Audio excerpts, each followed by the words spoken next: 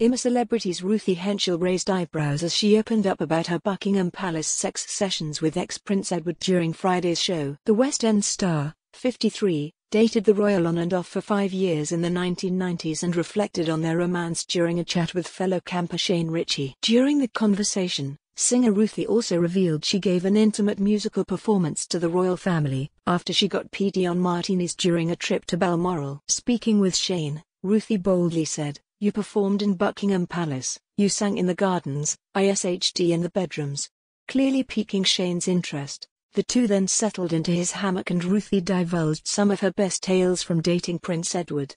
Ruthie then revealed that she had been to Windsor and Balmoral, the Queen's estate in Scotland, with her ex, and even ended up performing for the family. She said, "He invited me to Windsor for the weekend as we're walking him seeing a table outside and Terry's people sitting round it and him thinking that looks like the Queen, and I remembered my dad had said to me that if you ever meet the Queen, he said, you curtsy and call her mom. I grab her hand like this, handshake, forget all about the curtsy and him like really pleased to meet you, really pleased to meet you." Enjoying the revelations, Shane then asked, "Did you know Diana much?" Ruthie replied, "I met her a couple of times and one of my favorite times was we were at Balmoral. There was Diana, the Queen, Margaret, the Queen Mother, Charles, Edward, myself." She added that Diana was lovely, however, she doesn't remember an awful lot because Charles gave me my first martini. I'd never tried it before, so I was fairly. I had 2 of them and I was like whoa, said Ruthie, prompting Shane to tease, "Don't tell me you go into show tunes. Let me tell you." Margaret, she goes, yes, oh sing us a song from that show you're in, and I was in Les Mis at the time. So I sang I Dreamed a Dream and I must have changed key 3 times because I was so PD on martinis. Ruthie also reflected on how she met Edward during the insightful conversation. She said, "It's funny, it's such a long time ago. He's a lovely bloke. And I genuinely fell in love with him." Shane then asked, "There was a headline years ago, wasn't there? The Prince and the Showgirl. Where did you meet him?"